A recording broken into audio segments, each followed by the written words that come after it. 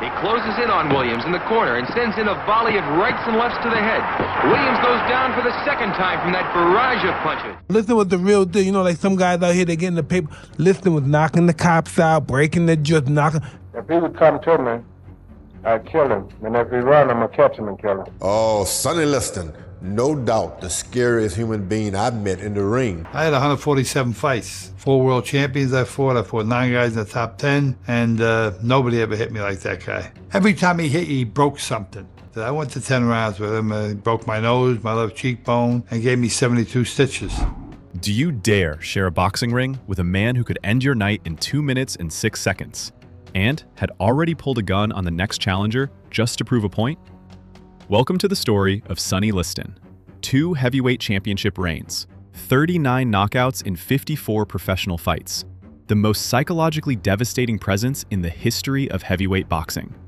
Even Muhammad Ali, the man who feared no one, who talked his way into every fighter's head, admitted that he had to shout at the top of his lungs just to drown out the sound of his own heartbeat whenever Liston was near.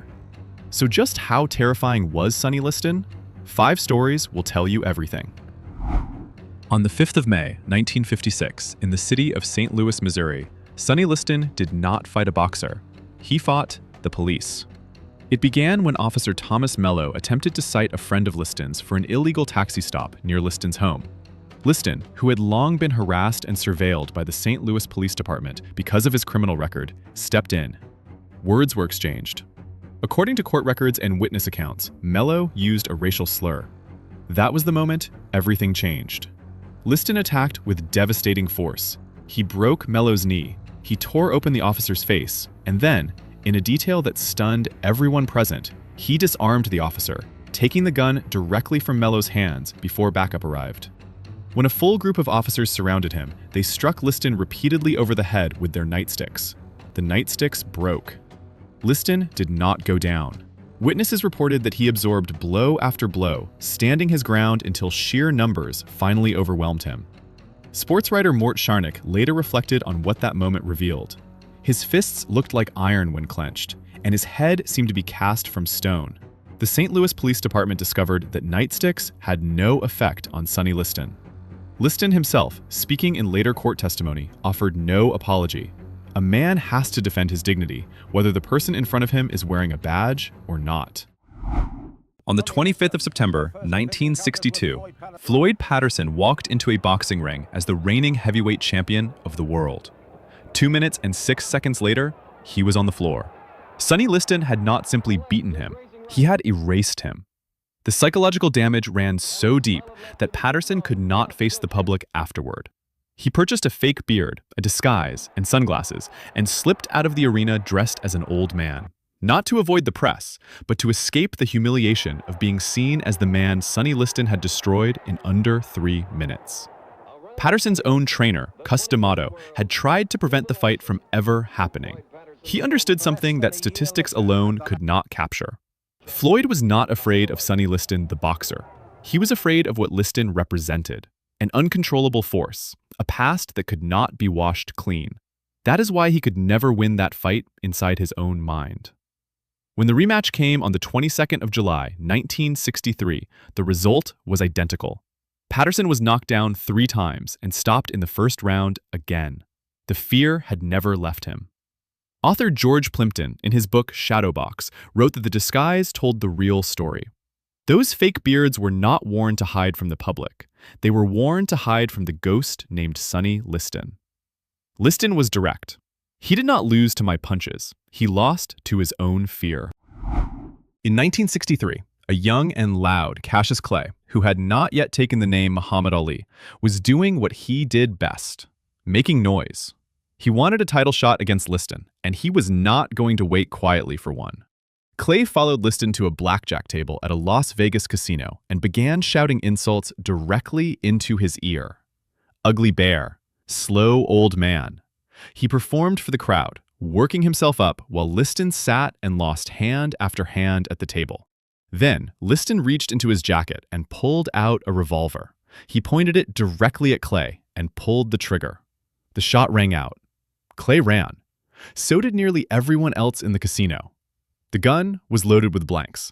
But Liston had delivered the moment with such complete cold-bloodedness, no smile, no warning, no hesitation, that no one in that room doubted for a single second that it was real. Ali later recalled the incident in an interview with journalist Alex Haley. "That was the one time Sonny Liston truly frightened me to my core. I saw something in his eyes, a real coldness. I realized I was not just provoking a boxer. I was playing with something genuinely dangerous." Liston had no regrets. "The kid talked too much. I just wanted to see whether his mouth was as fast as his feet when he saw a gun barrel. Turns out, he was faster than I expected." One fist was as big as both of mine. Everybody was scared of him. Were you scared of Liston? Scared to death.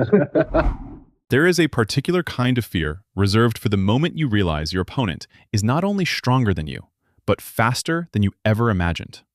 In the early 1960s, Sonny Liston made that fear visible every time he trained in public. His routine included a jump rope sequence performed to the rhythm of James Brown's Night Train, and what people witnessed stopped them cold. Here was a man with a chest like a wall, fists the size of sledgehammers, and a body that looked carved from something heavier than muscle. And yet, he moved the rope with the precision and lightness of a dancer. Every step was timed, every movement was controlled, the footwork was effortless. A writer from Sports Illustrated captured it in 1962. "Watching Liston skip rope to Night Train is like watching a grizzly bear perform the movements of a swan.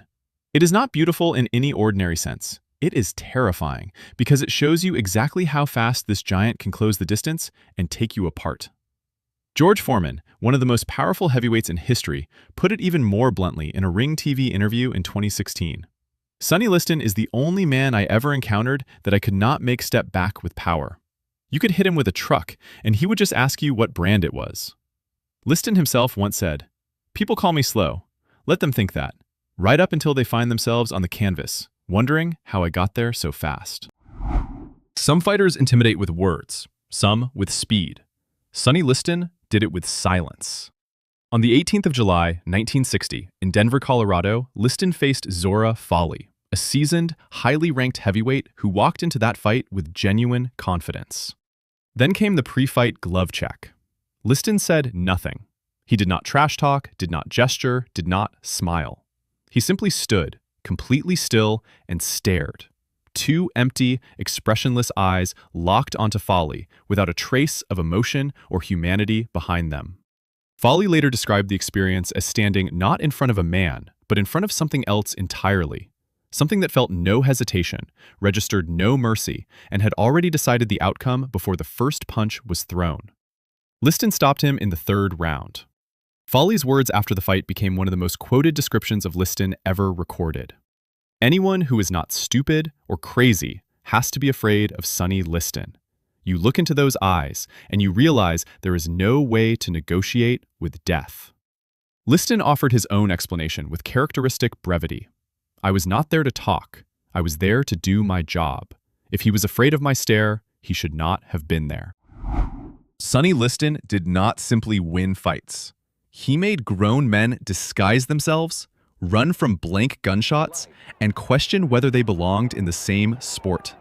39 knockouts, 2 championship reigns, a reach longer than fighters who stood nearly 7 feet tall, fists that required custom-made gloves.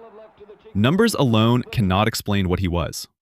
Muhammad Ali, the man who eventually dethroned him, perhaps said it best in his autobiography, The Greatest, My Own Story. "Everyone thought I was crazy for challenging Liston. The truth is, I had to shout at the top of my lungs just to drown out the sound of my own heartbeat." Sonny Liston died under mysterious circumstances in Las Vegas in 1970. The details remain unsettled to this day. But the fear he produced, raw, wordless, and absolute, has never left the sport. Share your thoughts about Sonny Liston in the comments below. Like the video and subscribe to the channel for more stories like this. Thank you.